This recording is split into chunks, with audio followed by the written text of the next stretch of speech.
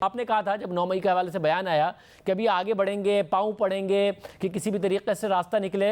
उन्होंने मुज़ाकरात की वाकई बात की, फिर ये भी कहा फ़ौज बंदा मुकर्रर करे, मगर कल रात जो ट्वीट किया वो तो अगर 2 कदम पीछे गए थे तो कोई 5-6 कदम आगे चले गए हैं। तनकीद कर रहे हैं, बिगड़ा हुआ बच्चा, सकूते ढाका, भुट्टो साहब की मिसाल, फिर 3 शराइत और ये कि मार्शल लॉ है, इन्हीं लोगों की हुकूमत है, ये अदरवाइज़ तो ये हुकूमत कठपुतली है। ये लेटे तो नहीं है जिसकी बात आप कर रहे थे?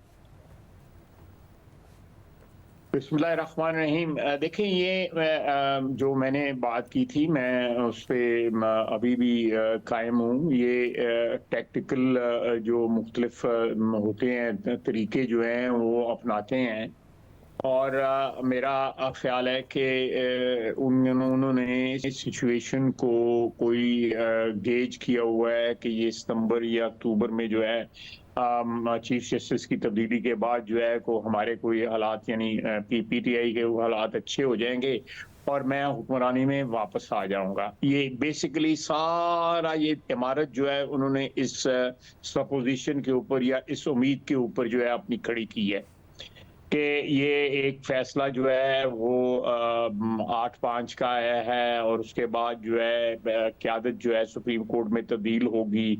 फिर क़यादत जो है वो इस फैसले में जो मेजॉरिटी है उसके पास क़यादत चली जाएगी और फिर मेरे हक में फैसले आएंगे और मैं हुक्मरानी में वापस आ जाऊंगा। मगर ख्वाजा साहब, पाकिस्तान की तारीख में ऐसा कभी हुआ नहीं कि सुप्रीम कोर्ट में क़यादत बदले और आर्मी चीफ की को यानी फ़ौज की क़यादत को टेक ऑन करके कोई सियासतदान सुप्रीम कोर्ट की क़यादत पर भरोसा करते हुए इक़्तिदार में आ जाए। ऐसा हुआ नहीं है इतने एक्सट्रीम माहौल में। मैं उसी तरफ आना चाह रहा था, लेकिन जो मैं कहना चाहता था आपने खुद ही कह दिया है कि देखें ये फाइट जो है अगर जो इमरान खान साहब चाहते हैं वो इस वक्त जो है ट्रायंगुलर बट क्वाड्रेंगुलर फाइट जो है वो कराना चाहते हैं मुल्क के अंदर जो है अपने इक़्तिदार के लिए कि एक तरफ फौज हो जाए, एक तरफ अदलिया हो जाए, एक तरफ सियासतदान हो जाए और उसमें ऑब्वियसली वो समझते हैं कि मैं उसका बेनिफिशरी होऊंगा। लेकिन ये खाम ख्याली है। उन्होंने आपने देखा होगा सियासत के अंदर over the years, over the decade कितने पैंतरे बदले हैं। इंतखाबात की बात कर रहे हैं, इस इंतखाब को छोड़ें, पहले 2018 वाला इंतखाब जो है याद करें या उससे पहले 2013 में जो इनको एक दी गई थी, एक बेट दी गई थी। उस वक्त एस्टेब्लिशमेंट ने जो इनको बेट दी थी उसके बाद जो है वो कामयाब ना हो सका एक एक्सपेरिमेंट और फिर मियां नवाज शरीफ को रिमूव किया गया और फिर ऑब्वियसली उसके बाद जो हुआ आपको मुझसे बहुत बेहतर पता है। तो ये इस पे कोई ये कल फिर ये पकड़ेंगे, पाँव पकड़ने हैं इसने और कोई पता नहीं ऑलरेडी पाँव पकड़ने का। देखें उस दिन उनकी मैं बात जो है गुरेज करता हूँ इस बात से। उस 1-2-3 रोज पहले इनकी हमशीरा अलीमा खान साहिबा जो है मुहतरमा, वो बार जो है प्रेस कॉन्फ्रेंस कर रही थी और वो डायरेक्टली एस्टेब्लिशमेंट को एड्रेस करके जो है वो एक बड़े पोलाइट अंदाज से एक पंजाबी में जिसको कहते हैं तरले के टोन के अंदर जो है वो बातचीत कर रही थी। अब वो कहते हैं कि 9 मई के साथ मेरा तल्लुक नहीं है। यही इनकी हमशीरा और दूसरी हमशीरा जो है या तो वो पहचानते नहीं थे उस वक्त इनको। 9 मई को जो है कोर कमांडर घर के बाद ये सारी ख्वातीन वहाँ पे मोहतरम ख्वातीन है मेरे लिए, ये सारी वहाँ पे भी वहाँ खड़ी थी। साहब, ये बात तो मान रहे हैं ये बात वो मान रहे हैं कि 9 मई को गए थे और प्लान था, स्ट्रेटजी थी, प्रोटेस्ट की थी, पीसफुल की थी। वो कह रहे हैं मगर जो हुआ उसके बाद वो सारा का सारा एस्टैब्लिशमेंट ने प्लान किया हुआ था। वो ये कह रहे हैं आगे की ये जो वायलेंस है वो एस्टैब्लिशमेंट का प्लान थी।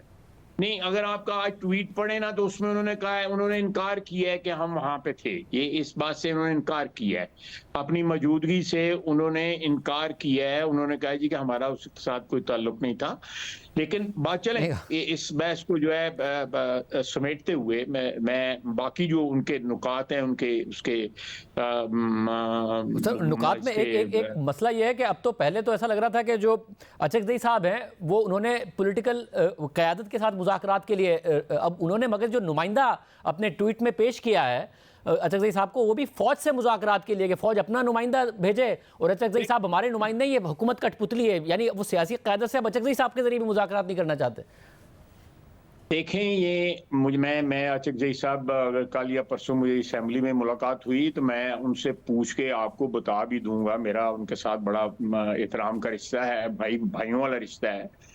मैं उनसे पूछ के आपको बता भी दूंगा कि वो इनकी नुमाइंदगी करने के पे तैयार भी हैं कि नहीं, या वो एस्टेब्लिशमेंट के साथ, फौज के साथ जो है इनके बिहाफ के ऊपर को मुज़ाकरात करने के लिए तैयार हैं भी है कि नहीं। ये अंदर बैठ के जो है इस तरह की काइट फ्लाइंग कर रहे हैं ताकि लोगों की पोजीशन एम्बेरस हो और मेरे लिए वापसी के रास्ते हर वक्त खुले रहें। मैं मुकर जाऊं कि मैंने तो ये बात नहीं की थी, मैंने जिस तरह ये पहले करते हैं, ये कभी भी कोई बात इन्होंने अपनी ओन नहीं की।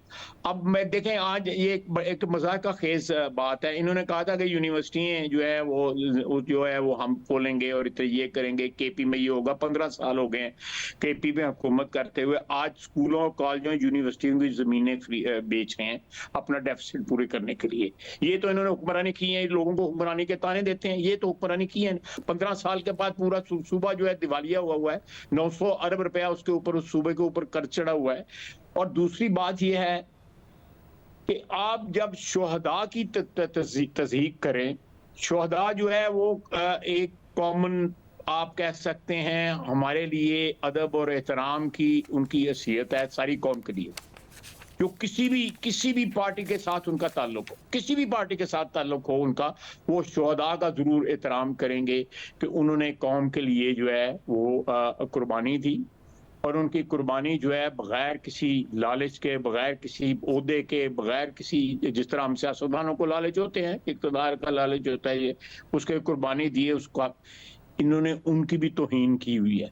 मतलब मगर अब जो वो बात कर रहे हैं वो ऐसे कर, बिल्कुल ऐसा लगता है कि क़यादत को वो फोकस कर रहे हैं कि जी फौज से मैं तनकीद नहीं की, मगर फिर जब वो बात करते हैं कि कोई भी फ़र्द वाहिद इदारा नहीं होता, हमने कभी भी इदारे को मोरद इल्ज़ाम नहीं ठहराया, मगर कोई बच्चा बिगड़ जाए, घर का बच्चा, तो उस पर इस्लाह की गर्ज से तनकीद की जाती है। नहीं तो बाजवा साहब के मुताल्लिक इनका क्या ख्याल है? आप पूछ लें इनसे। उन्हें तो अब वो बिगड़ा हुआ बच्चा ही समझते हैं, उन्हें तो अब वो बिगड़ा हुआ बच्चा ही समझते हैं। उस वक्त बहुत जमहूरी समझते थे, नहीं उस वक्त जमहूरी भी थे, वो उस वक्त फर्दे वाहद, सारी एस्टेब्लिशमेंट या सारी फौज फर्दे वाहद थी और वो बाजवा साहब थे।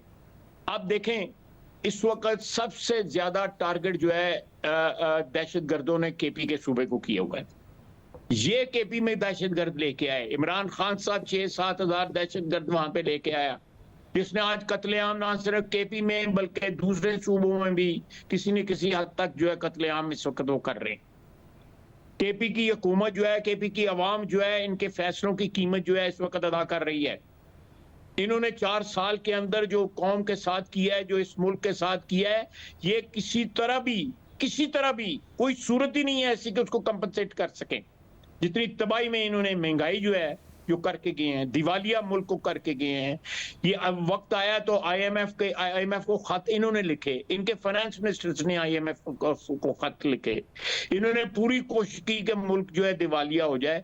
इस शख्स को सिवाय अपने इक़्तिदार के, सिवाय अपनी जात के कोई और चीज अजीज नहीं है, कोई रिश्ता अजीज नहीं है। मगर ख्वाजा साहब, आपने जब एक हफ्ते पहले 9 मई वाले बयान पर कहा कि ये अब माफ़ी तरलों पर आ जाएंगे, उसके बाद एक दो स्टेटमेंट वाकई ऐसा है कि लगा कि आपकी बात फौरी तौर पर ही सच साबित हो रही है, मगर कल अचानक फिर यू टर्न हो गया। आप अभी भी अपनी बात पर कायम है कि इवेंचुअली ये बात वहीं जा रही है या लड़ाई की तरफ जा रही है और कॉन्स्टिट्यूशनल ब्रेकडाउन की तरफ जा रही है?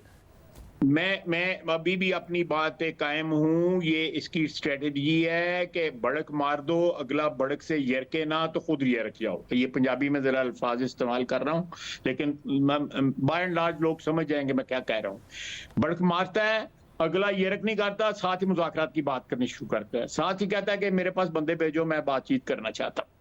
किस मौजू के ऊपर आप बातचीत करना चाहते हैं? कि मुझे इक़्तिदार में वापस लाया जाए?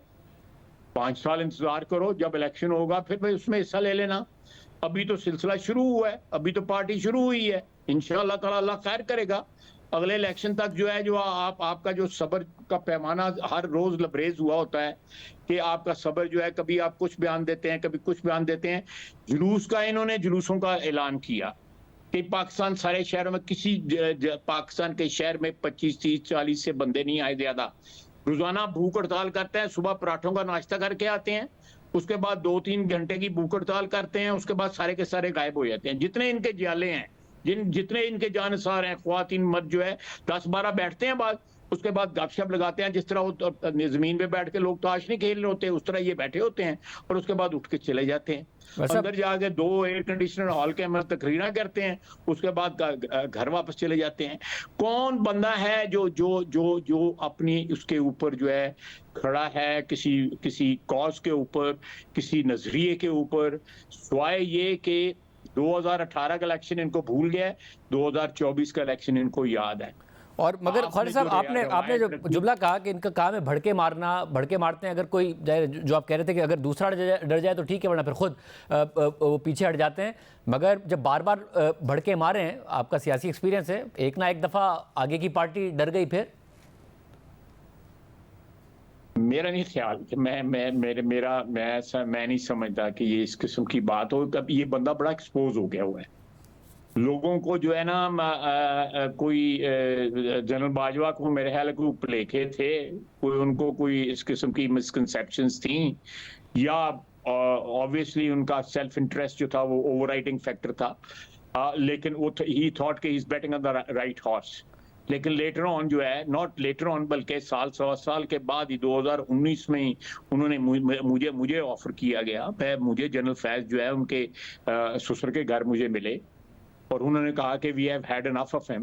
नहीं, मैं ये अप्रैल 2019 की बात कर रहा हूँ, और फिर उस वक्त की मैं बात कर रहा हूँ जब एक्सटेंशन दी थी हमने। और फिर आपने क्या कहा?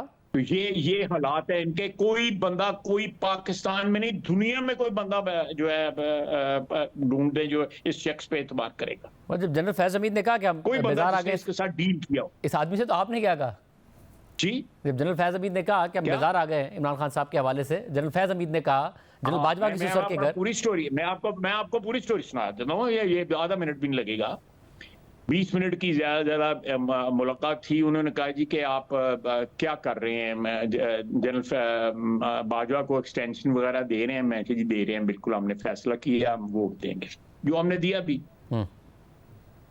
उसके बाद उन्होंने कहा कि क्या आपका क्या कोई शराइत क्या है? मैंने कहा जी मुझे मेरी इंस्ट्रक्शंस ये है कि कोई शराइत नहीं है, हम कुछ भी नहीं चाहते, तो हम यहाँ पे कोई क्विड प्रो को के लिए नहीं है मैं यहाँ आपके पास आया हुआ। तो उन्होंने कहा ये बहरहाल अगर वो एक अलग बात है, लेकिन we have had enough of him. आप जून तक जो है पंजाब की हुकूमत लें और दिसंबर में जो है आप जो है वो फेडरल हुकूमत की तैयारी करें। मैंने कहा जी मेरे पास ऐसा कोई मैंडेट नहीं है कि मैं आपसे बात करूं। आप ये चीजें वेरीफाई कर सकते हैं। उस नशिस्त के अंदर जनरल आजम साहब भी तशरीफ रखते थे और जनरल फैज साहब, दोनों, अल्लाह ताला उनको जिंदगी तंदुरुस्ती दे। आप डायरेक्टली भी उनसे पूछ सकते हैं कि इसके अलावा कोई बात नहीं होती। बहुत शुक्रिया। अगर जनरल फैज़ हमीद या जनरल एजाज अमजद अपना मौका देना चाहें, प्रोग्राम के प्लेटफॉर्म पर दे सकते हैं।